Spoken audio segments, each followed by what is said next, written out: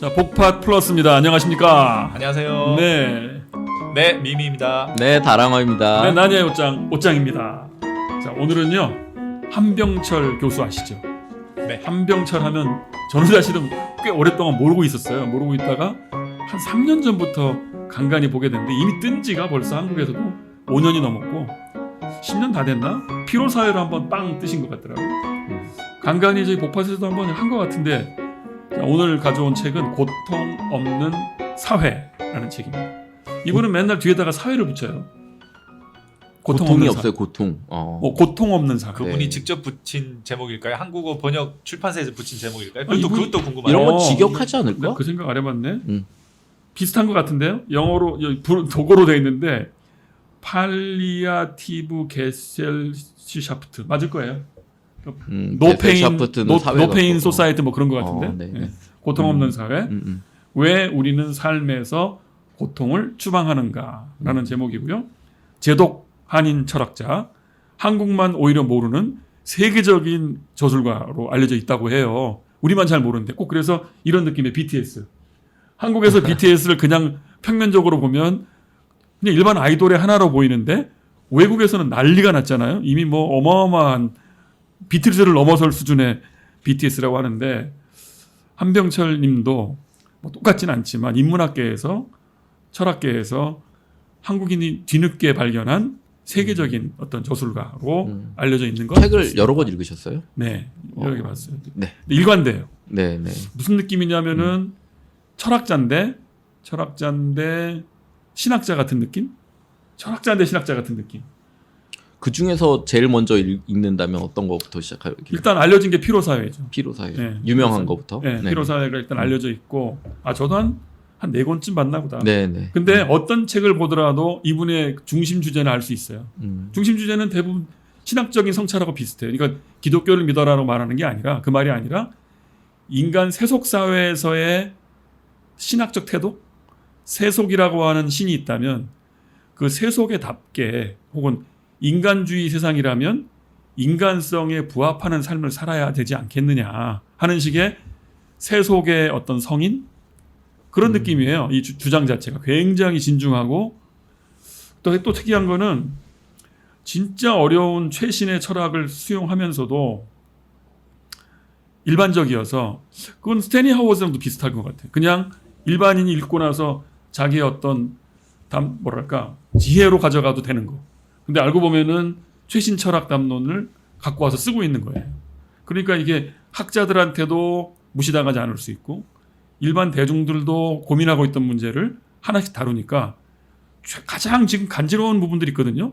뭐 SNS의 문제, 가짜 뉴스의 문제, 고통의 문제, 뭐 사물의 문제, 영성의 문제, 시간, 리추얼 이런 단어를 딱딱 집어가지고 책을 쓰니까 안 살 수가 없어요. 그게 특이해요. 가볍지도 않고 그러나 어렵다고 하기에는 읽을 수가 있고 보통 두껍지 않잖아요. 안 두꺼워요. 근데 읽는데 얼마나 걸려요? 뭐. 이거 단숨에 끝납니다. 진짜 그 정도로 특이해요. 수 있어요? 굉장히 어려운 느낌인 것 같은데 쭉 따라갈 수 있어요. 그래서 아마 인기가 있는 것 같습니다. 독일에서 일단 빵 떴죠. 피로사회로. 솔직히 한인이 철학을 하는데 독일어로 그게 얼마나 호소력이 있겠나 싶은데 주제가 대단하거든요. 피로사회의 핵심 주제는 그거예요. 그 신자유주의 사회에 인간이 왜 필요한가? 보통 우리 접근은 뭡니까? 잠을 잘 자야지. 운동을 하면 되지. 이런 건데 이분 얘기는 이제 신자유주의 세계 질서가 우리를 지배하는 방식이 뭐냐면 자기 착취다. 맞아. 네. 그러니까 자기 착취를 하다 보면 스스로 지가 피곤하겠지. 이 만성 피로는 운동으로 극복되는 게 아니라는 거예요. 그런 식의 깨우침을 주니까 사람들이 깜짝 놀라죠. 신자유주의 사회가 한참 왔었기 때문에 말하자면 이제 한방철 교수의 빛나는 부분은 지금 한 30년에서 40년에 걸친 신자유주의 시대가 갖고 있는 어떤 문제들 있잖아요. 그걸 이제 철학자로서 깊이 묵상을 하고 내놓는 담론들이 괜찮은 거죠. 네. 그래서 좋았고요. 오늘 얘기는 주제가 고통이에요. 근데 고통은 뭐 우리 기독교에서도 너무 많이 잘 다루는 주제잖아요. 고통을 어떻게 다룰 것인가. 저는 이제 그 중에 제일 인상적이었던 건 유진 피터슨이라든가 C.S. 루이스라든가 하는 그런 또 우리 개신교 계열의 또 현자들이 계시잖아. 이제 그분들 얘기에서 제가 은혜 받았던 거는 고통을 극복하라가 아니었고 그럴 수 있다. 하나님은 곰 발바닥 같아서 갑자기 우리를 그 발바닥으로 쳐가지고 내동댕이 칠 수 있다.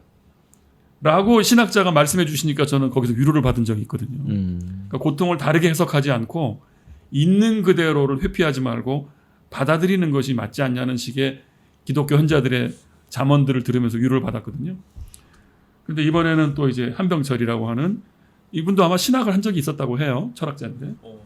그러니까 뭔가 그 언어를 다 알고 있는 거예요. 신학적 언어도 알고 있고 다 알고 있는데 신자유주의 시대의 철학자가 바라보는 고통 없는 사회에 대한 진단. 이걸 얘기를 하는 겁니다.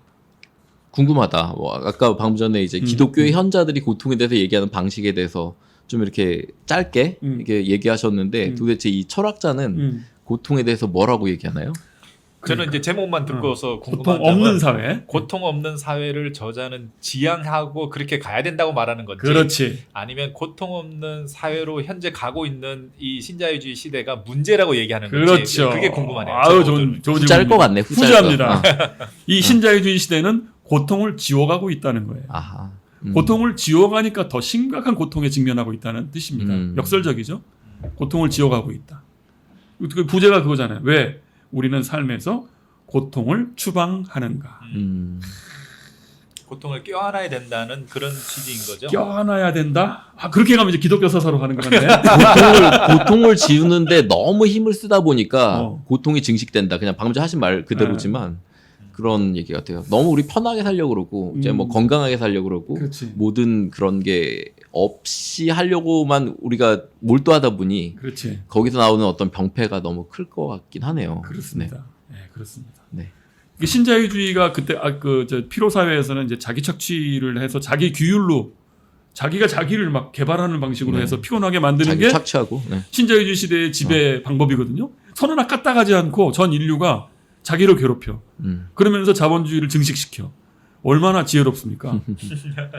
그 세계의 관점을 유지하면서 이걸 얘기하는 거예요. 그러면 이 신자유주의 시대는 그러면 뭘 지금 지향하냐면 그 자기 착취를 하는 이 고생스러워하는 자발적인 이 시민들에게 고통을 계속 지우게 만든다는 거예요. 지워나가라. 뭘로? 아스피린으로, 타이레놀로, 마약으로, 커피, 지금 저희가 마시는 커피. 기호식품으로 무엇이든 가지고 고통을 진정시켜라. 그래서 이분의 단어 중에는 진통 사회, 진통사회. 진통제 사회란 뜻이죠. 진통제 사회 맞잖아요. 왜 진통제가 어떻게 말하면 피상적인 게 통증 자체를 건드리는 거잖아. 근원을 건드리는 게 아니라 지금 머리가 아파? 그러면 거기 신경을 이완시켜서 잠시 동안 안 아프게 해줄게. 이게 진통이잖아요. 그런 식의 사실상 진통을 통증을 만성화시키는데 그 수준을 낮추고 쭉 가게 만드는 황당한 상황이죠. 고통 없는 사회. 이게 사회적으로 이제 어떤 문제를 일으키는가에 관한 얘기로 이어집니다. 처음에는 이제 고통을 그렇게 분석하고 신자유주의 시대에 고통을 지워나가고 있고, 근데 그게 그러면 인간관계에 어떤 영향을 미치고 사회에 어떤 영향을 미치는가 거기까지 가고 끝까지 가면 어디로 가냐면 이게 이제 이분의 경고인데 이 통증 제거가 끝까지 가게 되면 개인들이 계속해서 안락하고 싶어하고 어떠한 고통도 싫어하게 되고 그다음에 소위 말하는 고통의 역치가 지금 점점점 낮아지고 있죠. 사람들이 예민해지고 있습니다. 그래서 조금 어떤 언어만 갖고도 죽을 것 같다고 하거든요. 그 맨날 우리끼리 얘기하잖아. 우리 또 꼰대들은 옛날엔 말이야 폭력이 상시화돼 있었어 임마. 이건 아픈 것도 아니야 이러는데 지금은 한마디 말로도 죽으려고 해요. 죽을까 말까 해요. 그만큼 고통이 지워져가는 사회인 게 맞는 것 같고 그러다 보니 조그만 고통 앞에서 우리 모두는 굉장히 예민해하며 두려워하고 진짜 고통스러워합니다. 그런 면에서 역치가 낮아졌죠. 근데 이제 그런 식의 전 사회 전체가 고통을 진정시키고 없애가는 사회가 끝까지 가면 민주주의 사회로 갈까요? 전체주의로 사회로 갈까요? 요게 전체주의로 간다는 거예요. 그럴 수 있겠네. 이 경고가 제일 무서웠어요. 왜냐하면 이제 개인들이 완벽하게 고립되면서 어떤 자극도 받고 싶어 하지 않는다는 거죠. 요즘에 그 젊은이들이 연애도 싫다. 사랑도 싫다. 왜? 아프니까. 자극이 되고 피곤한 일들이고 하니까. 그러다 보면 이제 개인들 간에 또 팬데믹 때문에 이 추세가 더 격화됐죠. 그래서 자발적인 격리가 있고요. 한병철은 그런 얘기를 합니다. 홈 오피스란 말을 쓰는데 이 신자유주의 시대에다가 팬데믹이 오자 드디어 인간들은 자기를 자기 집에다가 격리시켰다. 격리네. 난 재택이 굉장히 안전하고 좋고 쾌적한 건 줄 알았더니 신자유주의 시대의 격리 수용소, 홈 오피스. 격리 수용소. 잠원이 대단하지 않아요? 그리고 이제 내용은 그렇고요. 그래서 결국은 이렇게 가다 이제 고통 없는 사회로 가면 전체주의를 불러들일 것이다라는 이제 독일 사람의 특유의 그 경고. 유럽 사람들이 갖고 있는 경고가 그거잖아요. 새로운 나치즘이 들어올까봐 겁난다. 여기도 그 경고가 있어요. 그러니까 아마 독일 사람들한테 경종을 울리는 것 같아. 독일이 아마 나치에 대한 아마 경기가 있을 텐데 우리 이런 식으로 고통 지워나가고 정상 고통을 이렇게 없애가는 과정으로 가면서 개인들의 연대가 깨지고 반복되고 격리되면 전체주의로 간다. 이게 논지입니다. 민주주의는 괴로워요. 다 자기가 자기 주체가 돼야 되고 얘기를 해야 그러니까 되고 그걸 합쳐가야 되고 거야. 과정을 거쳐야 되고 그런데 그것도 사실은 고통을 거칠 수밖에 없는 게 맞아요. 민주주의죠. 맞아요. 원래 그- 시끄럽고 또 어. 민주주의가 시끄럽고. 그 사실 영화 같은데 많이 나오는 것 같아요. 매트릭스도 이렇게 딱 그 기계 장치 안에 있으면 사실은 그 환상 속에서 나름의 자기 삶을 평생을 살 수 있는데 이 빨간 약을 먹을 것이냐, 벗어날 것이냐, 이 암울한 잿빛 세상으로 나갈 것이냐, 뭐 그런 거고 또 이제 온갖 나중에 유토피아와 디스토피아를 그리는 걸 보면 디스토피아 사회에는 꼭 유토피아가 있어요. 그래서 한정된 그 자원을 분배를 해서 일부만의 고통을 줄여야 되기 때문에 이거 유토피아를 떠받치고 있는 디스토피아가 있고 그래서 그거를 이제 분리하기 위해서 어떤 전체주의가 일어나게 되고 그렇죠. 뭐 차별이 일어나게 되고 그렇게 되는 영화에서 많이 본 것 같아요. 그렇죠. 맞아요. 그 고통이 고통을 계속 제거하면 어디까지 가냐면 아까 사랑도 싫다 그랬잖아요. 또 어디로 가냐면은 결국은 철학적인 사유를 하시는데 이분이 당연히 타자의 소멸로 간다는 거예요. 왜냐하면 타자의 정의는 불편함이거든요. 낯설미고 이질감. 그러니까 타자를 우리가 만나서 악수한다는 건 굉장히 위험한 거예요. 병균열물지, 나를 위협하는 사람일지. 그러니까 그런 것들을 싫어하기 시작하면 자기 외에는 믿을 게 없으니까 타자들을 그냥 소멸해 버린다는 거죠. 마지막에는 자아의 소멸까지도 가겠는데요. 어떻게? 자기 육체가 사는 게 아프지. 아프니까 자기 육체도 병들고. 그게 바로 하니까. 호모데우스 아닙니까? 호모데우스. 자기 몸을 자아의 몽땅 소멸로 교체하면서 영혼만 가지고 오래 가고 싶다. 공각기동대. 예? 의식만 가자 그러면 신체성을 없애버리고. 사실은 고통의 근원이 신체인데. 그런 거랍니다. 지금 상황은. 그래서 답 같은 것도 제시하나요? 뭐 어떤 답은 이제 항상 이분도 이제 어. 이 세속사회 현자니까 네. 생각해 보면 인간성을 유지해왔던 지난 만년의 그 문명사회 속에서 어쨌든 빛나는 인간성이 뭐겠어요? 빛나는 인간성 알아맞혀 보세요. 지난 수백 년 수천 년 동안 인간이 갖고 있는 지혜가 있잖아요. 지혜나 빛나는 게 있습니다. 뭘까요? 이분 맨날 반복하는 거예요. 뭐냐면 인간들의 연대. 아 그거 말하려고 그랬는데 맨날 하는 말. 연대와 사랑. 돌봄, 어. 쓰다듬음, 피부와 피부의 접촉, 리추얼, 이야기 등등 원래 우리가 어떤 체제든 간에 해왔던 게 있다는 거예요. 근데 이분의 경고는 뭐냐면 지금 최근의 신자유주의나 이 물질, AI나 이런 사회는 그동안에 내려왔던 인간의 그 모든 전통을 완전히 제거하는 쪽으로 가고 있다는 겁니다. 의식만 남게 하려고 하는 쪽으로. 그래서 병 같은 것도 고통이라는 것도 옛날에는 할머니나 엄마가 쓰다듬어 줬어요. 아프면. 그 쓰다듬어 주면 그 쓰다듬이 갖고 있는 새로운 개입이 고통을 완화시킨다는 거예요. 그리고 약효가 있었죠. 쓰다듬으면서 어디가 아프냐라고 말을 시키면 얘기를 한다는 거야. 어쩌고 저쩌고. 그래서 옛날에 고통을 진정시키는 방법은 인간과 인간이 만나고 그 다음에 말을 시켜서 계속 그 고통에다가 의미를 부여함으로써 고통이 진통되게 했는데 지금은 고통을 진통시키는 방법은 뭡니까? 타이레놀입니다. 그냥 아파? 이따 몰고 약 먹고 가만히 자. 이렇게 해서 고통을 고립시키고 개인화시키고 연결과 아무 상관없게 하고 내러티브를 소멸시킨다는 거예요. 그러니까 이분의 이 한병철의 미덕은 철학자들의 단어가 얼마나 어렵고 복잡합니까? 근데 그 단어가 우리 일상의 어떤 것과 어떻게 연결되고 있다는 것을 잘 말해주기 때문에 아주 학자들이나 일반인들이 모두를 이렇게 뭐랄까요 연결시켜주는 그런 미덕을 갖고 있는 것 같아요. 이분의 이제 해결책이 바로 그 부분이에요. 그러니까 쓰다듬음, 그리고 이야기를 함, 그리고 고통을 제거하려고 들지 않기. 원래 있는 걸 왜 자꾸 그렇게 신체성이 있는 한 이게 사라지겠어요? 이게 인간관계에서 영원한 거지. 그렇다고 미화시키는 건 물론 아니고 그러나 이런 식으로 신자유주의식 제거는 굉장히 이상한 거다. 잘못 가면 전체주의로 간다. 그리고 제가 흥미롭게 하나 본 게 있는데 아까 이제 민주주의 얘기했잖아요. 민주주의는 그만큼 쉽지 않다 얘기했는데 맨 첫 지점에서 이런 얘기를 해요. 정치도 지금 진통제로 쓰이고 있다. 사실 정치는 경합이고 투쟁이고 혁명을 완화시키는 진짜 말로 엄청나게 싸워야 되는 거잖아요. 갈등해야 되는 거고. 그래서 그걸 지켜보는 사람들은 미칩니다. 그래서 요즘에 그 정치적 중도파들이 하는 말이 정치 지긋지긋해. 왜 싸워? 말로 하지. 뭐 혹은 그냥 좀 정책 갖고 토론 좀 하지. 왜 그렇게 새싸움을 하냐고 막 지긋지긋해 하는데 오히려 한병철의 입장은 그걸 정상으로 보는 거예요. 야, 총 안 갖고 싸우는 게 다행이지. 예? 칼 안 쓰는 게 다행이지. 말로 경합하는 게 뭐가 문제냐. 그런데 이 신자유주의의 통증을 없애는 방식의 그 추세를 영합하는 정치인들이 있다는 거예요. 그들은 어떻게 하냐. 중도로 갑니다. 그리고 신사적으로 합니다.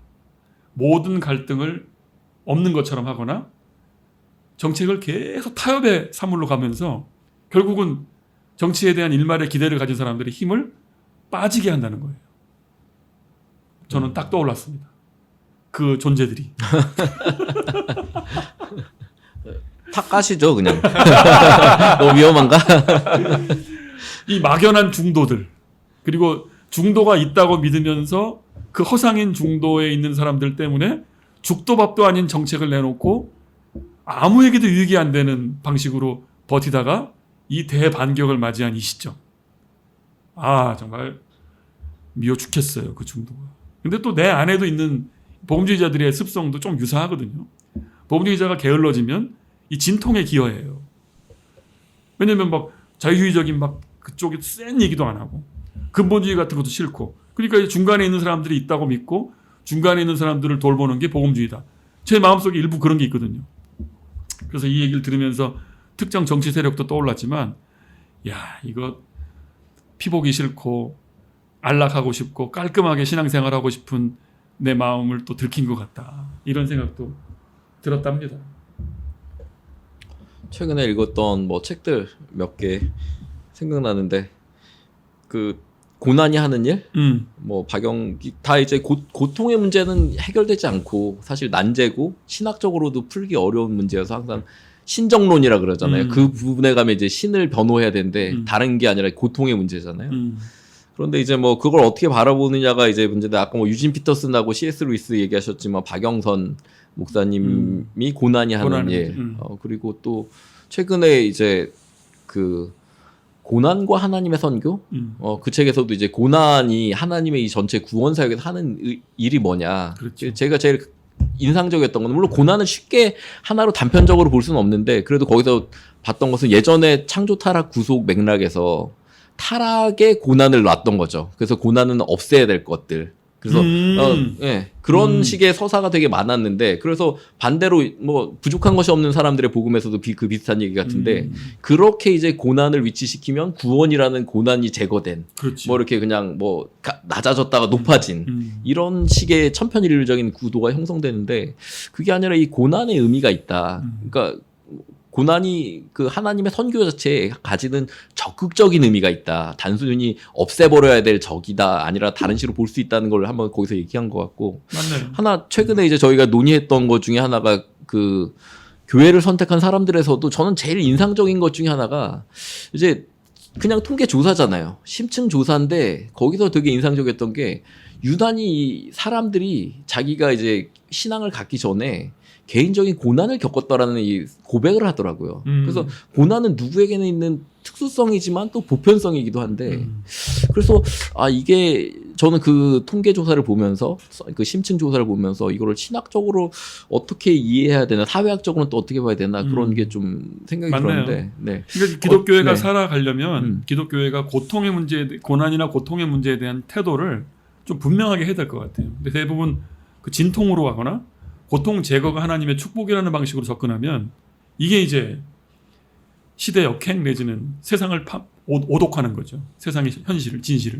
그러니까 이제 기독교 복음이 아까 타이레놀처럼 쓰일 수 있는 거죠. 그러니까. 고난에 대한 원인에 대한 치료도 아니고 그리고 그건 뭐 그대로인데 그냥 이렇게 있게 괜찮아, 할 수 있어. 그리고 손쉬운 요 세 가지 타이레놀 먹고 뭐 이알약 먹고 이렇게 해서 처방전만 먹으면 일단 해결되라는 식으로 이렇게 하는 것들이 그런 고난 제거 단순한 고난 제거 아닌가. 뭐 그런 이 한병철은 미국 싫어하거든요. 보니까 이분이 미국이 바로 이 고난 제거를 복음이라고 인식하는 문화가 있다 보니까 그걸 자꾸 고발하면서 한때 한번 미국에서 그런 적이 있었대요. 진통제를 과량 처방을 해가지고 많은 사람들이 집단으로 다 죽었다는 거예요. 그 고함량을 써가지고. 나중에 아마 인과관계가 밝혀졌겠죠. 근데 그만큼 미국 기독교인들이 갖고 있는 심성 속에 또 한국 기독교인의 심성 속에 고통과 고난은 피해야 될 혹은 나의 잘못 빨리 없애버려야 될 것 긍정으로 덮어야 될 것 이렇게 자꾸 생각한다는 거예요. 그게 얼마나 이상한 결과를 가져오는가. 근데 고난 싫어요. 고통도 싫고. 미추어버리죠. 미추어버려. 빨리 진통제 먹어야지.